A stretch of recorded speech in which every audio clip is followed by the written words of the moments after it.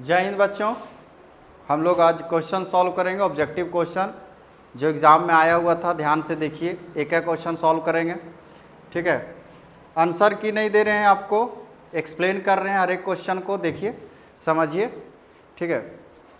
ये सारा पैटर्न पहले भी सवाल पूछा जा चुका है। इसी पैटर्न पे फाइनल एग्ज़ाम जो होगा उसमें भी सवाल आता है। ऐसा नहीं कि वहाँ जाने के बाद पैटर्न चेंज हो जाएगा। ये आपका हिंट्स है, ठीक है। आपको जब क्लास में जब लेक्चर ले रहे थे उस समय हम आपको बताए थे, फार्मूला जो होता है बहुत ज़्यादा इम्पोर्टेंट होता है। फार्मूला बेस्ड ही ऑब्जेक्टिव सेट होता है। ज़्यादातर क्वेश्चन फार्मूला से ही बन जाता है, और वो चीज़ आज आपको फील होगा। जो बताया गया क्लास में वो बात आपको आज लगेगा कि वो बात हकीकत है। आप लोग बात मानते नहीं है क्लास में, वो बात अलग है। लेकिन देखिए, एक एक क्वेश्चन, जितना भी क्वेश्चन ऑब्जेक्टिव 40 ऑब्जेक्टिव आया हुआ है, वो 40 ऑब्जेक्टिव में देखिएगा कि फार्मूला से कौन कौन क्वेश्चन बन रहा है, ठीक है। डायरेक्ट फार्मूला से कौन कौन क्वेश्चन बन रहा है वो चीज़ को आप देखिएगा ध्यान से। चलिए पहला क्वेश्चन करते हैं। पहला क्वेश्चन जो आया हुआ था, इसमें लिखा हुआ है which one of the following charge is possible. मतलब इसमें से कौन सा वैल्यू है चार्ज का जो पॉसिबल हो सकता है। तो ये जो चेक करने का तरीका है वो आप n निकाल लीजिए। जैसे यहाँ पर आपको करना क्या है, सो देखिए ध्यान से। सबसे पहले आप इस फॉर्मूला को याद कीजिए, quantisation of electric charge. Q equal to n ही फॉर्मूला होता है, ठीक है।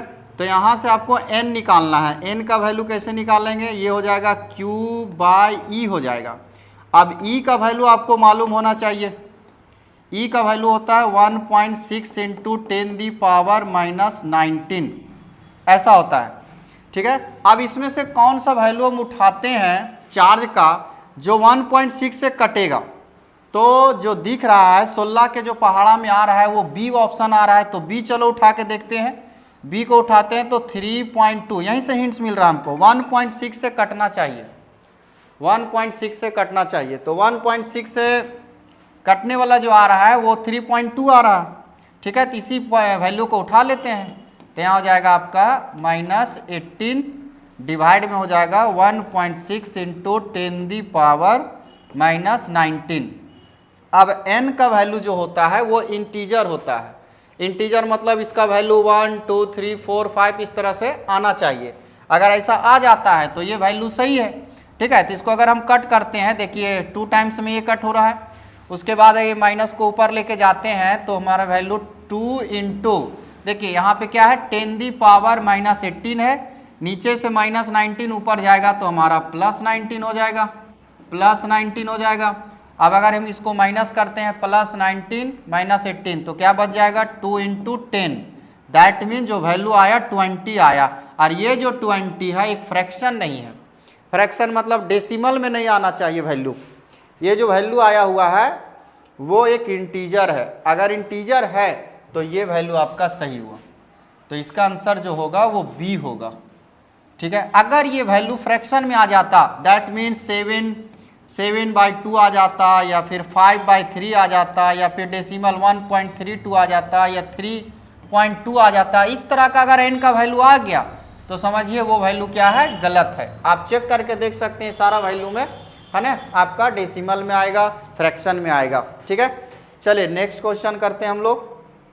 नेक्स्ट क्वेश्चन देखिए क्या लिखा हुआ है। देखिए नेक्स्ट क्वेश्चन में यहाँ पे बोल रहा है कि the SI unit of permittivity of free space is.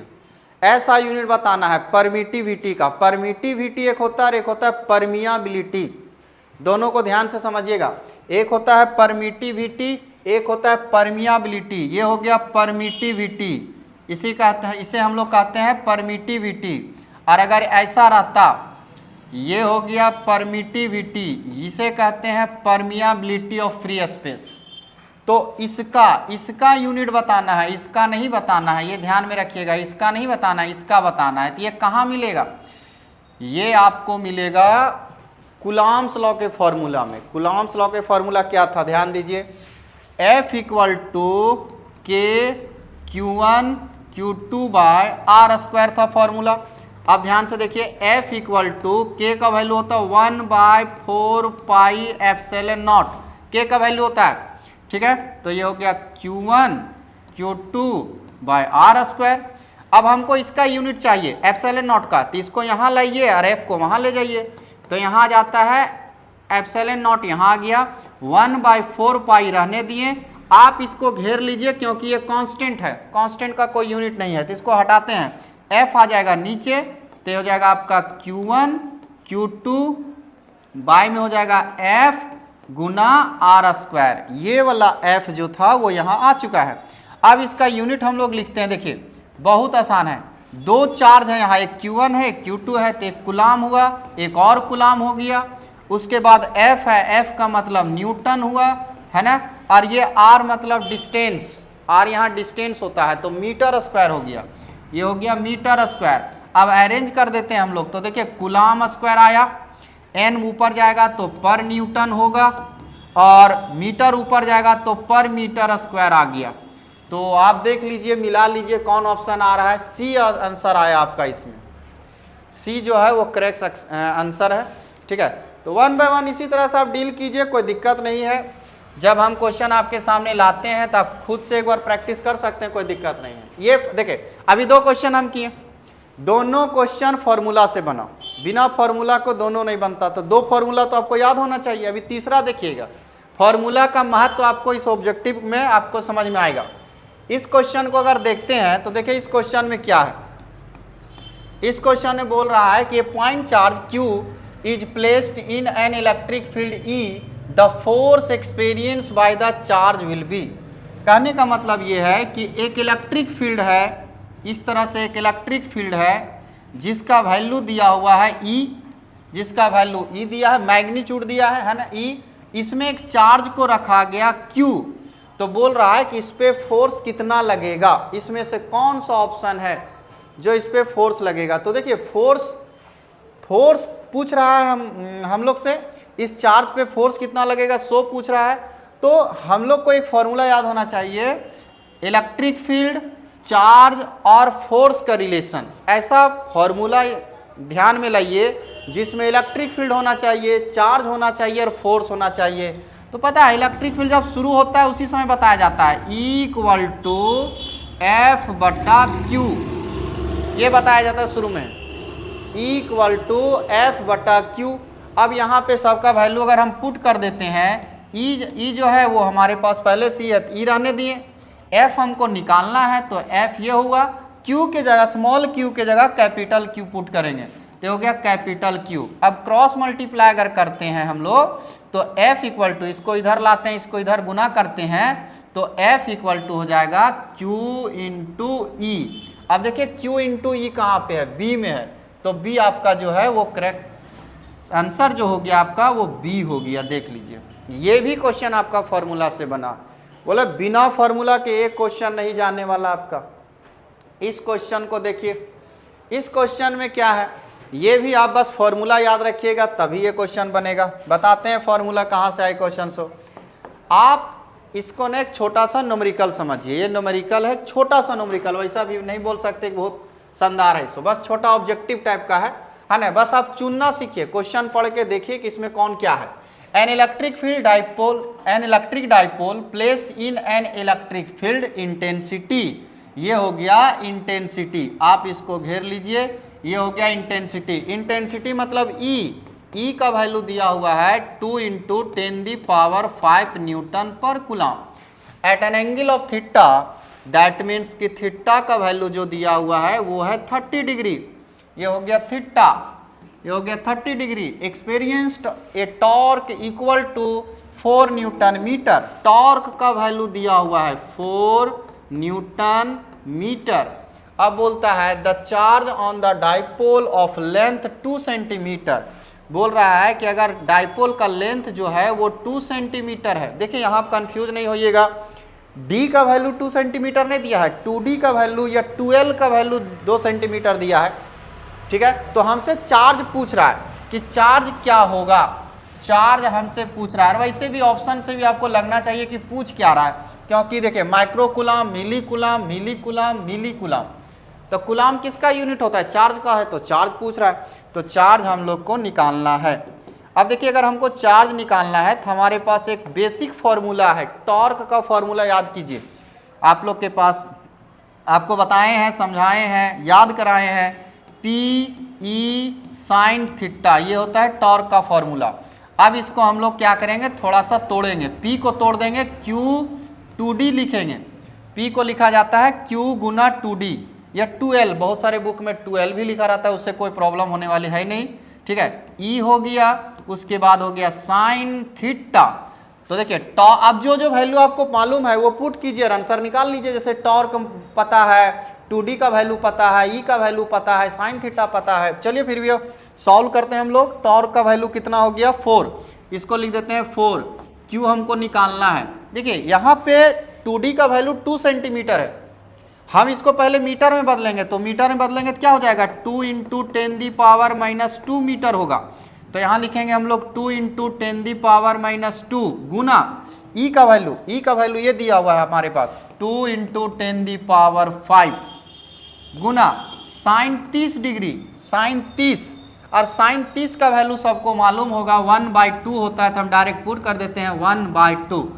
Sign 30 का वैल्यू 1/2। अब कट करना है, कुछ नहीं। देखिए इससे 2 से हम इसको, ये जो 2 है इससे इसको काट दिए, ठीक है। अगर आप समझते होंगे तो ये 2 से ये 4 कटेगा 2 बार में, तो क्या हो जाएगा, इधर बच जाएगा 2 हमारा, है ना। इधर बच गया Q गुना -2 + 5 अगर हम करते हैं तो -2 + 5 में बचेगा +3 बचेगा, और ये +3 नीचे जाएगा। यहाँ पे अगर हम नीचे लेके जाते हैं, अगर ध्यान से देखिएगा तो 2/10⁻³ गुना Q होगा, हाँ सॉरी +3 होगा यहाँ पे 10⁻+3। ये +3 अगर ऊपर जाता है तो हो जाएगा माइनस, तो 2 × 10⁻⁻ हो गया Q। और माइनस को ही कहते हैं मिली कहते हैं, 10⁻³ को कहते हैं मिली, है ना। 2 × इसको हम कुलाम में अगर लिखना चाहें तो यही आंसर हो गया, नो डाउट। अगर कुलाम सिर्फ रहता तो यही आंसर हो जाता 2 × 10⁻³ कुलाम, लेकिन ऑप्शन में मिली कुलाम लिखा हुआ है तो इसको लिखेंगे 2 मिली कुलाम। ये हो गया आपका फाइनल रिजल्ट, ये हो गया आपका फाइनल रिजल्ट, ठीक है। मिली जब भी टूटता है तो -3 होता है, तो ये हो गया आपका आंसर। चलिए नेक्स्ट क्वेश्चन में आपका जो है, ठीक है, बोल रहा है in an electric circuit algebraic sum of current meeting at 1 point is, बोल रहा है ये किरचॉफ फर्स्ट लॉ पे है। किरचॉफ फर्स्ट लॉ में बताया गया है आपको कि किसी भी जंक्शन पे ये बोल सकते हैं, ये फॉर्मूला नहीं, ये कंसेप्चुअल क्वेश्चन हुआ है ना। सिर्फ इसमें अभी लग रहा है कि फॉर्मूला हम नहीं लगा रहे हैं, कंसेप्ट लगा रहे हैं, कंसेप्चुअल ऑब्जेक्टिव। ऑब्जेक्टिव 2 ही तरह का बनता है, एक होता है आपका फॉर्मूला बेस्ड ऑब्जेक्टिव, एक होता है कंसेप्चुअल ऑब्जेक्टिव। ये कंसेप्चुअल हुआ, ये थ्योरी अगर आपको याद रहता तो टिक लगा कर आप आगे बढ़ जाते, कलम चलाने की जरूरत नहीं इसमें, ठीक है। फिर थोड़ा सा हम समझा देते हैं।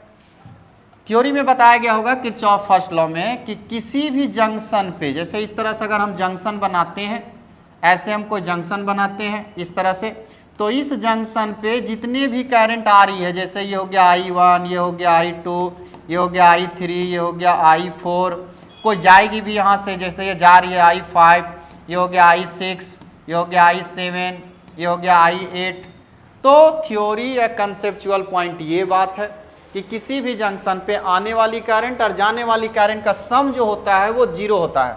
मतलब अगर हम ये लिखें I incoming plus I outgoing equal to 0, आने वाली करंट और जाने वाली करंट का सम कितना होता है, 0 होता है। ये कंसेप्ट है, ये आपको याद रखना है, और उस हिसाब से अगर हम चलते हैं, इस कंसेप्ट के हिसाब से अगर चलते हैं तो हमारे पास जो आंसर है वो ए हो गया, ए आंसर हो गया हमारा, क्योंकि यहाँ दिया हुआ है 0।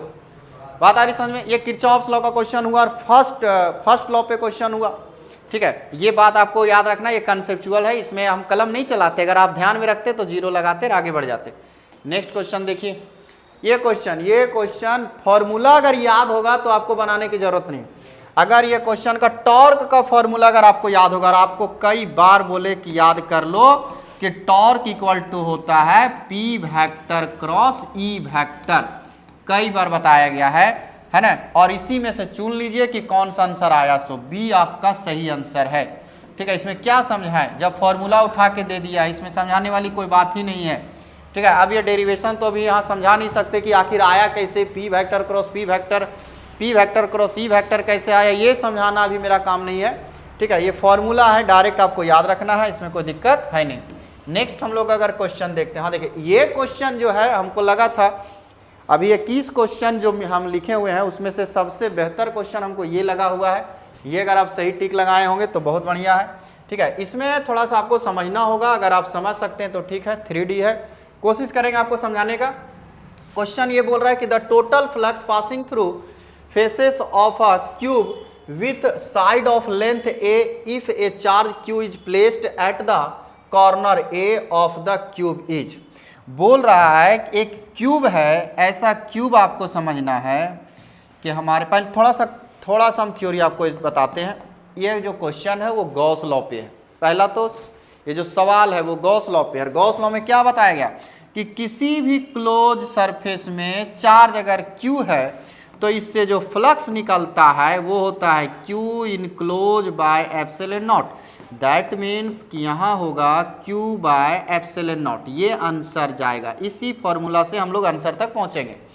किसी भी क्लोज एरिया में अगर चार्ज क्यू है तो उसको अगर हम एप्सिलॉन नॉट से डिवाइड कर देते हैं तो टोटल फ्लक्स यहाँ से जितना लाइंस निकल रही है, इलेक्ट्रिक फील्ड लाइन जितना निकल रही है, सबका नंबर हमको पता चल जाएगा।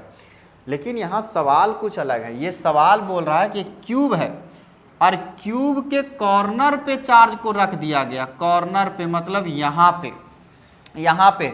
अब किसी भी क्यूब के कॉर्नर पे जब चार्ज को रखा जाता है तो इस चार्ज का इसके अंदर Q/8 भाग ही अंदर आ पाता है।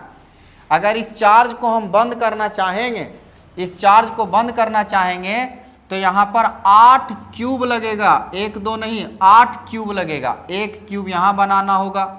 ठीक है, अब देखिए 1 2 क्यूब आपको सामने से दिख रहा है, 1 2 क्यूब इसके जस्ट ऊपर रहेगा तो 4 हुआ। 1 क्यूब ये, 1 क्यूब ये, 2 और इसके पीछे लगेगा 2 को 2, क्योंकि इसको कॉर्नर पे रखना है तो 2 ये 2 पीछे, 4 हो गया। 4 नीचे रहेगा और वही 4 ऊपर चला जाएगा। तो इसका 8 क्यूब जब लाएंगे तब ये चार्ज है जो कंप्लीटली क्लोज हो जाएगा। अब अगर 8 क्यूब मिलके इस चार्ज को क्लोज कर रहा है, इसका मतलब ये हुआ कि ये चार्ज जो है वो एक क्यूब में Q/8 आया। और Q अगर 8 आया है, एक क्यूब में Q/8 आया है तो हमारा फॉर्मूला क्या है, Q enclose by epsilon not. तो यहाँ लिखेंगे Q/8 by epsilon not. Answer हो गया Q/8 एप्सिलॉन नॉट। ये आपका आंसर है। और इस तरह से हम चलते हैं तो ए हमारा सही आंसर हुआ। हमारा रिजल्ट जो है वो ए आ गया। नेक्स्ट क्वेश्चन देखते हैं। ये फॉर्मूला ये तो बनाना ही नहीं है। अकॉर्डिंग टू क्वांटाइजेशन, अब इस फॉर्मूला पे 2 क्वेश्चन हो गया। एक सबसे पहले शुरू फर्स्ट क्वेश्चन क्वांटाइजेशन पे ही था। फर्स्ट क्वेश्चन जो था क्वांटाइजेशन पे ही था। क्या था quantization, Q = plus minus NE। चुन लीजिए आंसर कहाँ है। सो जब फॉर्मूला आपको याद करने दिया जाता है तो आप लोग को ऐसे लग रहा होता है कि जैसे हमको याद ही नहीं करना है। देख लीजिए फॉर्मूला है ना, प्लस माइनस हटाते हैं तो कौन सा ऑप्शन मिलता है, हमारा सी मिल रहा है। तो सी होगी, डायरेक्ट फॉर्मूला पूछा हुआ है ना, कलम भी नहीं चलाना है, डायरेक्ट फॉर्मूला पूछा हुआ है। फॉर्मूला याद कीजिए, एग्जाम अगर अच्छा से निकालना है तो फॉर्मूला सबसे पहला चरण में फॉर्मूला कंप्लीट कीजिए। देखिए ये भी फॉर्मूला कलम चलाने नहीं है, जहां पे फॉर्मूला आएगा हम कलम नहीं चलाएं। dV/dr कई बार आपको बताया गया, पोटेंशियल ग्रेडियंट कहा जाता है इसे। पोटेंशियल ग्रेडियंट का फॉर्मूला है ये, पोटेंशियल ग्रेडियंट का फॉर्मूला है E = dV/dr। इसमें क्या आपको समझाए है ना, ये डेरिवेशन अभी करने वाला समय नहीं है कि यहाँ हम आपको ये डेरिवेशन समझा दें। ये फॉर्मूला है, चुन लीजिए इसमें कौन सा आंसर है। बी आपका सही लग रहा है तो बी आंसर हो गया। ठीक है, बोले ऑब्जेक्टिव 2 ही बनता है, या तो न्यूमेरिकल बनेगा या तो कंसेप्चुअल बनेगा। कंसेप्चुअल एक मिला अभी तक हमको, बाकी सब न्यूमेरिकल बन रहा है, फॉर्मूला पे बन रहा है। ठीक है, तो देखिए यहाँ पे ये क्वेश्चन है किरचॉफ फर्स्ट लॉ का। एक छोटा सा बेसिक न्यूमेरिकल है, किरचॉफ फर्स्ट लॉ पे है। आप ध्यान दीजिएगा तो बहुत आराम से कर सकते हैं। ठीक है, देखिए क्या लिखा हुआ है, सिंपल है। आने वाली करंट एक थ्योरी में क्या बताया जाता है, छोटा सा हम जो कंसेप्ट है इसका बता देते हैं। किसी भी जंक्शन पे, अभी थोड़ा सा हम चर्चा किए थे, आने वाली करंट है ना और यहाँ से जाने वाली करंट हमेशा सेम होगा। जैसे अगर ये I1 है, ये I2 है और ये अगर I3 है, तो इस जंक्शन पे हम लोग बैठेंगे और पूछेंगे कौन कौन आ रही है, तो आ रही है I1 और I2 और जा कौन रही है I3। तो ये हमेशा इक्वल होता है, मतलब आने वाली और जाने वाली इक्वल होता है। तो एक बात बताइए, यहीं पे चलो हिसाब कर देते हैं हम लोग। आ रही है 2, आ रही है 2, यहाँ से जा रही है, तो यहाँ मान के चलेंगे हम लोग 4 जा रही है, बात खत्म।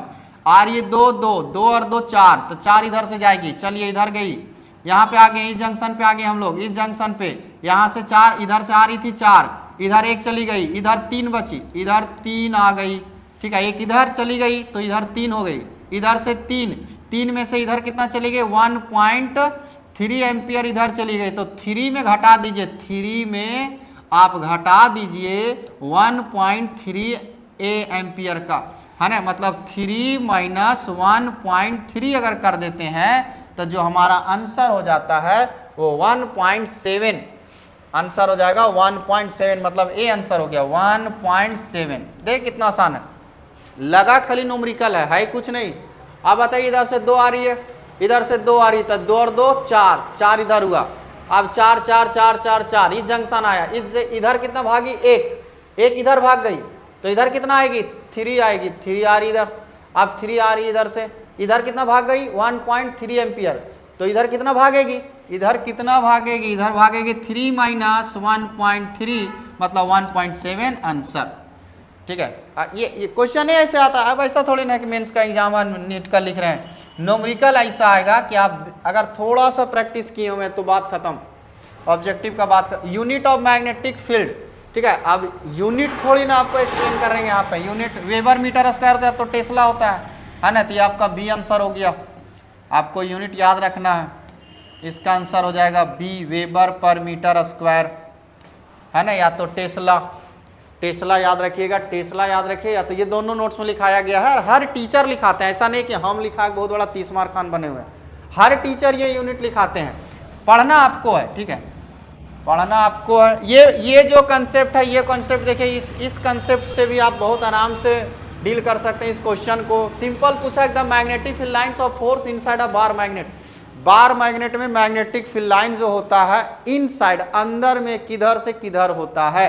तो ये क्वेश्चन तो 12th का रहा ही नहीं, ये तो 8 का सवाल है, 8 में सवाल पूछा जाता है।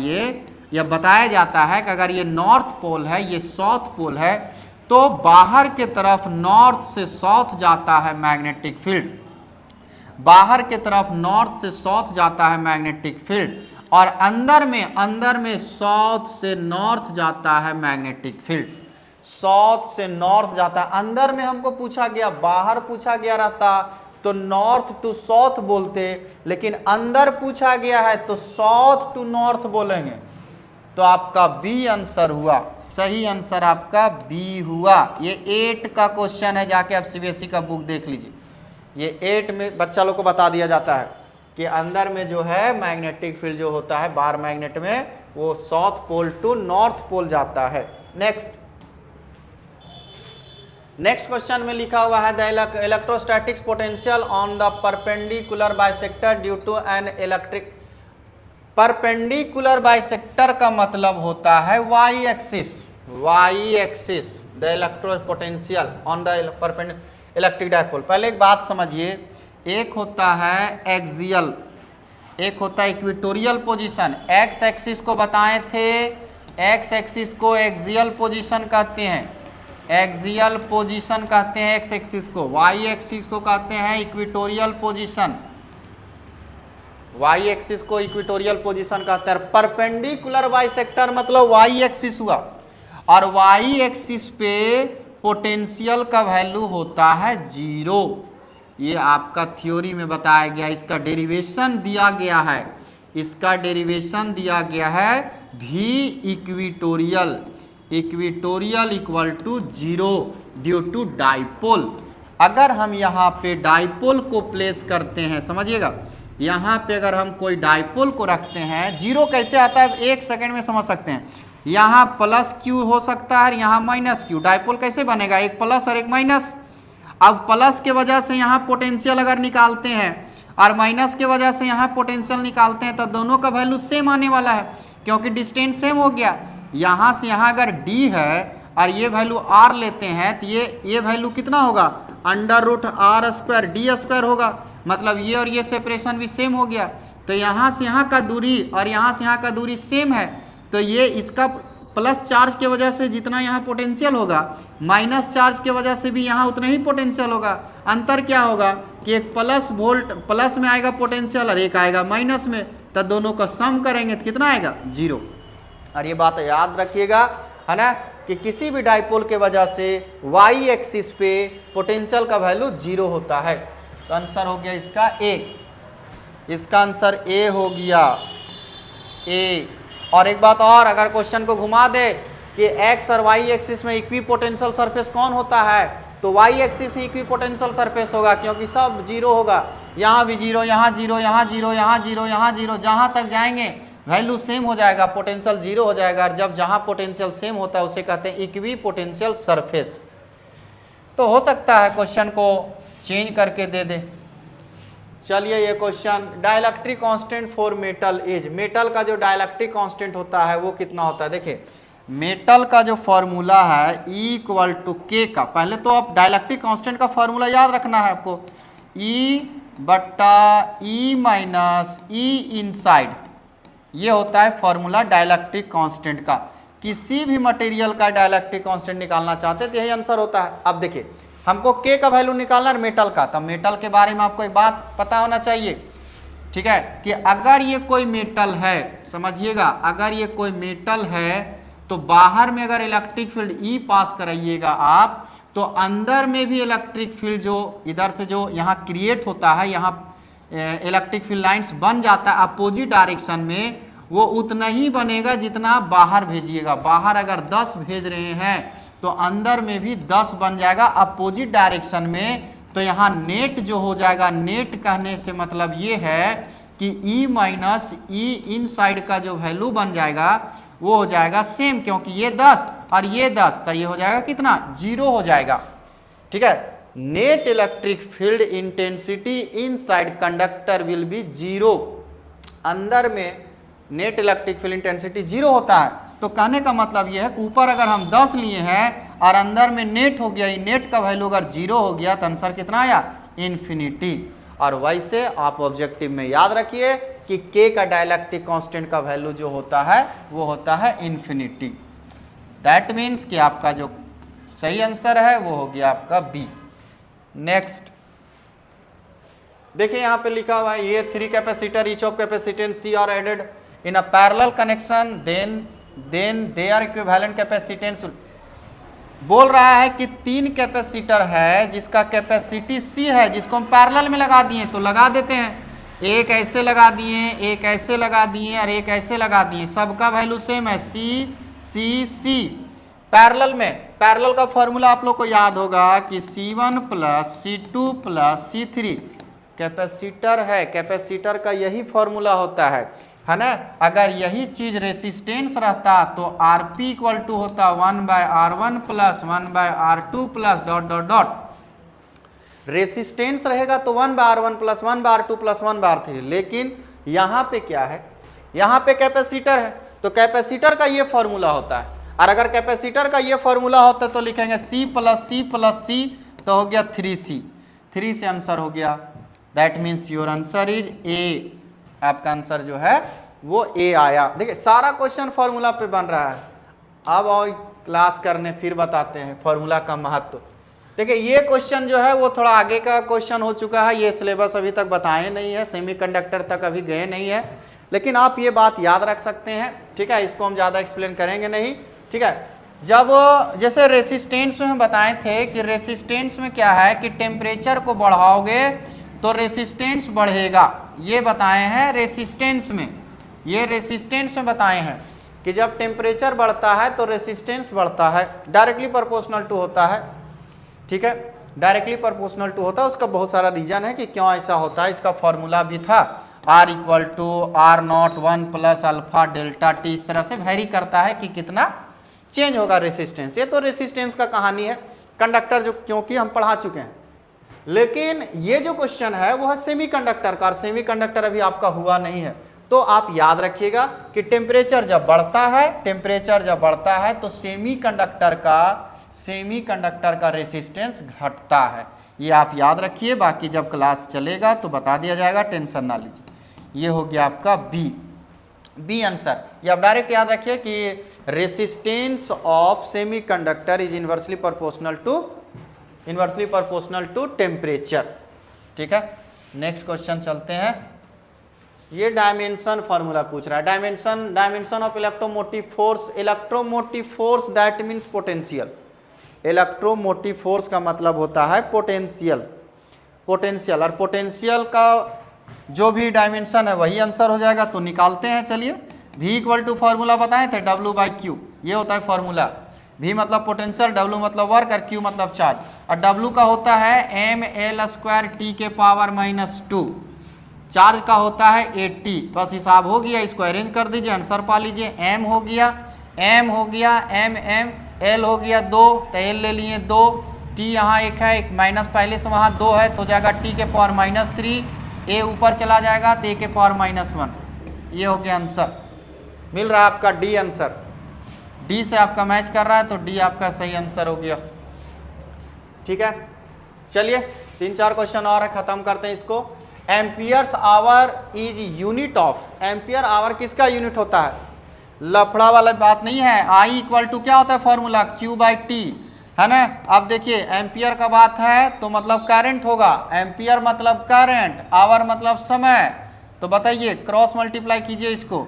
अगर हम इसको 1 लिख देते हैं तो क्रॉस मल्टीप्लाई करेंगे तो Q को 1 से गुना किए तो Q आया, I को T से गुना किए तो I गुना T आया।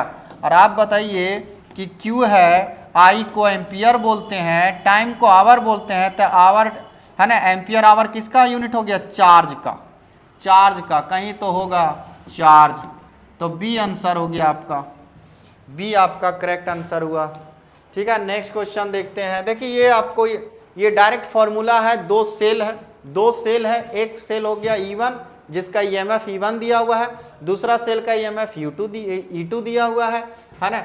ये जो सेल 1 है उसका रेसिस्टेंस, इंटरनल रेसिस्टेंस दिया हुआ R1 है ना, और E2 का रेसिस्टेंस R2 दिया हुआ है। तो बोल रहा है कि अगर ये दोनों सेल को पैरेलल में जोड़ा जाएगा तो कॉमन पोटेंशियल क्या होगा? Combination equivalent EMF of the combination क्या होगा? सिंपल है, दो सेल है, दोनों सेल को पैरेलल में जोड़ दिए तो उसका जो इक्विवेलेंट पोटेंशियल होगा वो क्या होगा? डायरेक्ट फॉर्मूला है इसका, आप इसका आंसर ए याद रखिए, डायरेक्ट फॉर्मूला है इसमें, इसको भी हम डिराइव यहाँ नहीं कर सकते हैं। ठीक है, नेक्स्ट ये गॉस लॉ का क्वेश्चन। गॉस लॉ में 3 एप्लीकेशन है, तीनों फॉर्मूला को हम याद करने बोले थे। एक सेल वाला बोले थे, उसके बाद हम याद करने बोले थे, सेल के बाद बोले थे इन्फिनाइट वायर वाला बोले थे, उसके बाद सीट वाला बोले थे। कई बार क्लास में ये बात आपको बताया गया है कि अगर कोई सीट है ना, जिसपे चार्ज अगर है आपका, जिसका सरफेस चार्ज डेंसिटी सिग्मा है, तो r दूरी पे जो इलेक्ट्रिक फील्ड होता है वो होता है σ/2ε0, है ना। सिंगल सीट है तो σ/2ε0। अगर यही चीज, यही आंसर हो गया σ/2ε। ये गॉस लॉ का रिजल्ट है, गॉस लॉ 3 डेरिवेशन है, उसमें से ये रिजल्ट है आपका।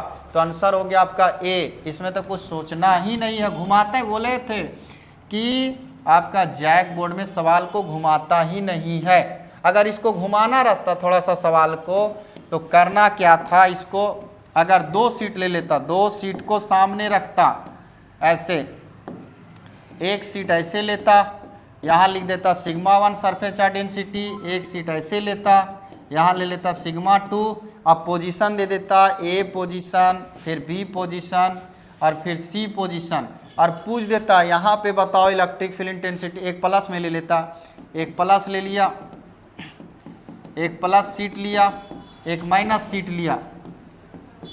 लिया, अब पूछ देता, ठीक है, ये प्लस सिग्मा ये माइनस सिग्मा, पूछ देता ए पे पूछता या बी पे पूछता या सी पे पूछता अगर इलेक्ट्रिक फील्ड, तब समझते हैं कि क्वेश्चन को घुमाया।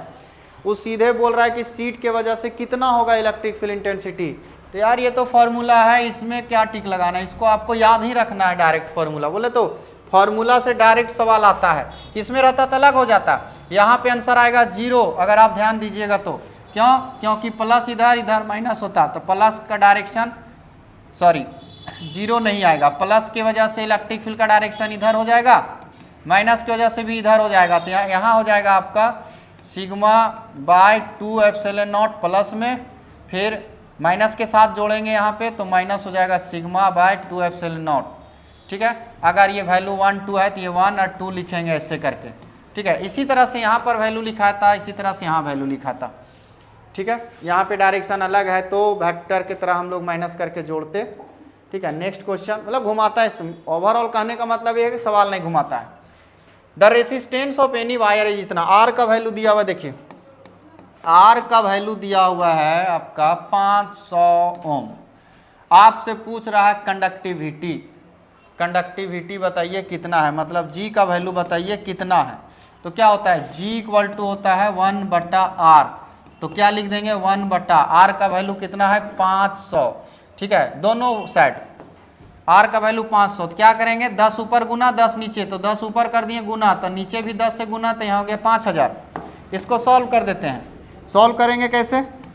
सॉल्व करेंगे कुछ ऐसे कि 10 बटा इसको 5 जो है वो काटिए तो 2 बार में कट जाएगा। नीचे कितना जीरो बचा, 3 जीरो, 3 जीरो से डिवाइड कीजिए 0.002 पर ओम आंसर। ठीक है, बस डिवाइड करना था, जैसे 1/500 था तो थोड़ा सा आसान किए इसको सॉल्व करना हम, तो 10 ऊपर गुना किए 10 नीचे, तो ऊपर हो गया 10, नीचे हो गया 5000। ठीक है, 5 से 10 को काटे 2 बार में, नीचे बच गया 1000, 1000 से डिवाइड करना आसान था हमारे लिए, तो ये हो गया आंसर। तो अभी जो 21 क्वेश्चन किए हैं, क्योंकि सब लिखा हुआ नहीं है, इसमें होगा कल 19 क्वेश्चन और आपको हम भेजेंगे।